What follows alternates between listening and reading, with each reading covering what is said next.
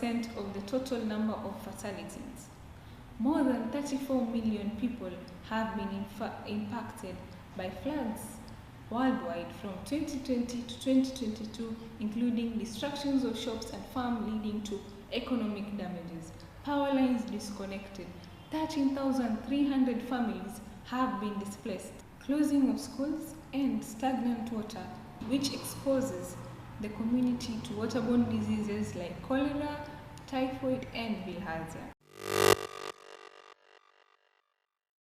My solution is sensitizing the community on continuous cleanups of the rivers, building of high-raised houses with strong foundations, and constructions of riverbanks and dams for early warning, early action. UMI SORA, reporting from Climate Red TV, Mombasa, Kenya.